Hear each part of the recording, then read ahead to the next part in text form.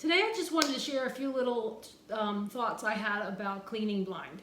So I think everybody knows that when you're cleaning and you can't see what you're doing, we just go from top to bottom, from left to right, and cover every surface and you get everything. And okay, that's fine.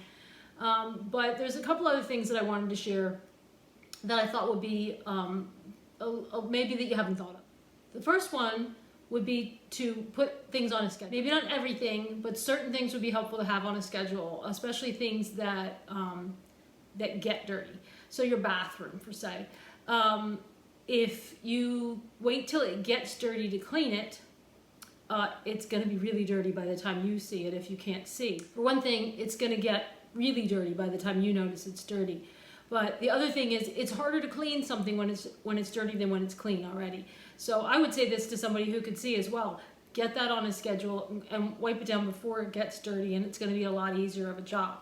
So if you have a lot of people in your house, you want to put that on your schedule twice a week. Whatever works for you, whatever schedule you can make that you can get to it before it actually gets dirty. So if you wipe everything down and you miss a spot, chances are the next time you wipe everything down, you're not going to miss that same spot. And so keeping it clean is going to be a lot easier than getting it clean.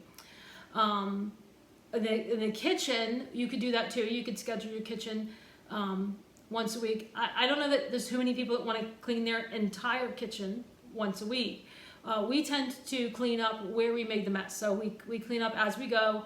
And so if you made dinner and you put all your ingredients out on the counter and cooked on the stove, you clean up that spot on the counter and the stove. So you know the rest of the place underneath the toaster and the tiles and all that doesn't get wiped down obviously every single meal. So, and I don't really relish doing that every single week.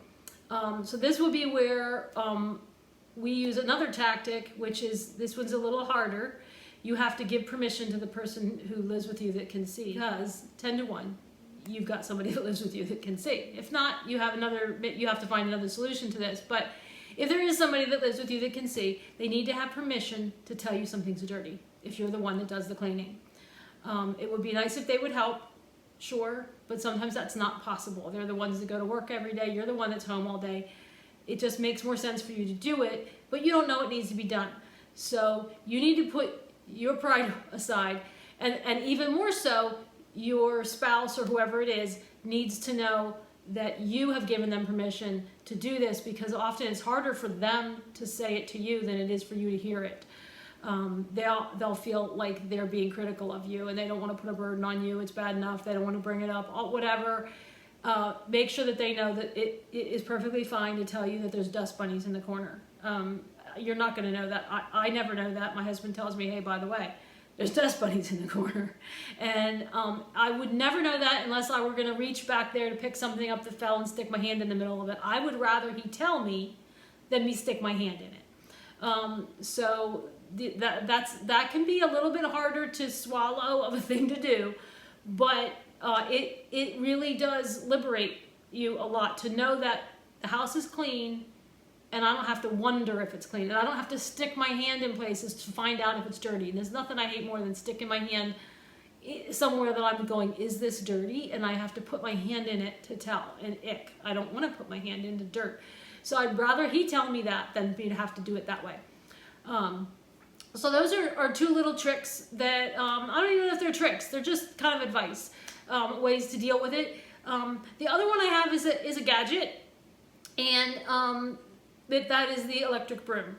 I was going crazy. I hated so much sweeping. I would sweep, and I would do the methodical method, put it all into the center of the room, get the dustpan, push it all into the dustpan, put it in the trash. An hour later, I'd walk through the room and crunch. I walk right through the pile of stuff that I missed.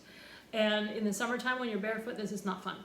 So I went out, and in the 80s, if you're older and you remember, there was a trend for electric brooms, and they were garbage. They didn't pick anything up.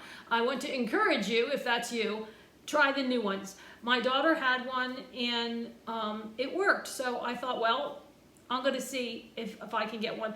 And so I went out and and bought, I didn't buy the fancy thing that charges itself and doesn't use a wire and all that, and you can do that, but I didn't have anywhere to put one that I could plug it in that I wanted to do that.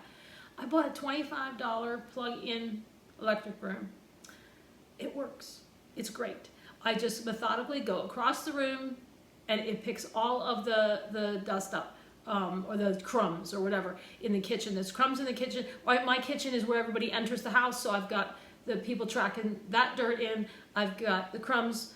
I've got hair in the corners and whatever. It picks all that up. It's beautiful, and you just empty it out every time, and it works. I'm telling you, it's fantastic. It's a wonderful, very cheap thing to do to help yourself out. It's just one of those things I could never figure out how to handle besides telling somebody else to do it.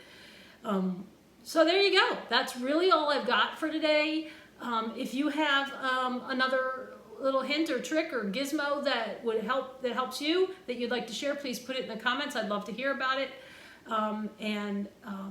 Yeah, that's it. So I'll see you next time. Until then, God bless.